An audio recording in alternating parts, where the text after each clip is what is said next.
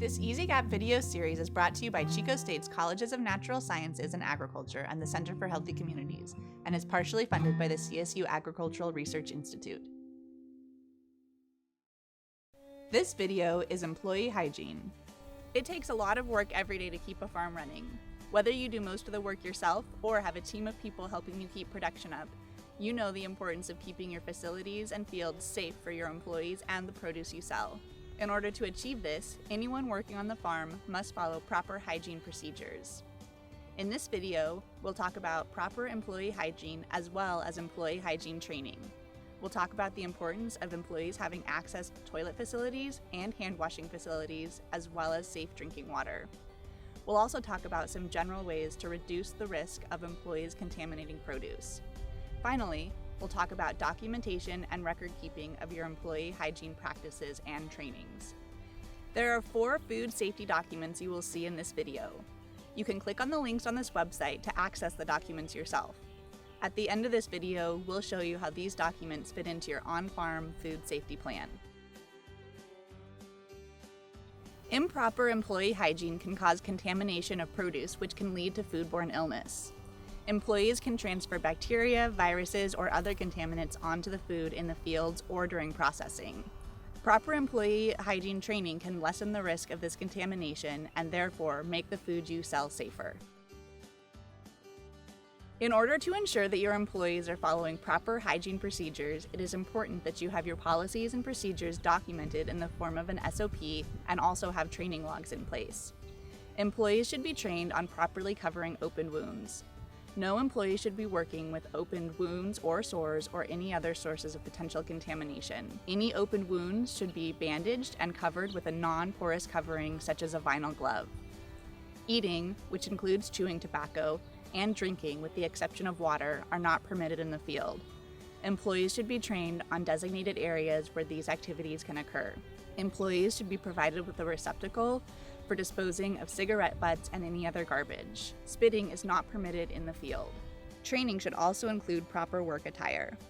This should include wearing clean clothing so that cross-contamination does not occur between employee clothing and food. If gloves are worn by employees, they should be clean and should not easily trap moisture or dirt. If outer garments are worn, such as gloves and aprons, they should be removed prior to using the restrooms and going on breaks. Outer garments are required if in-field processing is performed. Training should also include the use of toilet facilities, as there should be no human fecal contamination in the field or processing areas. Employees also need to be trained on proper hand washing procedures and when to wash their hands, which includes before starting work, after breaks, and any time contamination could have occurred on their hands. Your employee hygiene SOP should include procedures on cleaning toilet facilities and waste disposal if portable toilet facilities are used. Operational toilet facilities must be provided to employees, meaning the facilities must be ventilated, appropriately screened, made of materials that are easily cleaned, free of cracks and leaks, have doors, and must be identified by a number on the outside. Hand washing stations should include an identification number posted on the station, signage in all appropriate languages, soap, single-use paper towels, a covered garbage can, and a gray water container to catch the water used to wash hands. All staff must be trained on proper hand washing, and this training must be documented in the employee hygiene training log. Hand washing is required when returning to work, after using the toilet, after breaks, after eating or smoking, after touching the face, after coughing or sneezing, and when hands are dirty or have touched dirty objects or surfaces. Hand washing should be in clear view of others. If staff are observed not washing hands, provide immediate training as a corrective action. Not washing hands correctly may lead to audit failure. Hand washing procedures must include the following. Have a single-use disposable towel ready. Scrub hands and upper arms with soap and water for at least 15 seconds. Rinse hands and upper arms with water until the water runs clear, about another 5 seconds. Dry hands and upper arms with the single-use disposable towel. Turn off the faucet with the used towel. Open the bathroom door with the used towel and then dispose of the towel in a designated garbage can. Do not use hand sanitizers to replace hand washing procedures. Occupational Safety and Health Administration, or OSHA, and the California Department of Industrial Relations, or Cal OSHA, Require that employees provide potable water for drinking and hydration in a clean drinking water dispenser or fountain. It should be provided in sufficient quantities, taking into consideration the work that is being performed and the weather.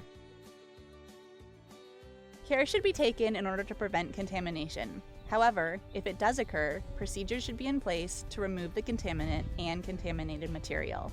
Any item that comes into contact with blood must be destroyed, and there should be a policy in place for how this is handled if it does occur. Your written food safety plan should include your employee hygiene training procedures as well as a documentation log of employee hygiene training. Your plan should also include a standard operating procedure for maintenance procedures of the toilet facility, as well as a standard operating procedure for blood contamination of food. Preventing cross-contamination is important for the safety of the food you grow and the health of your business.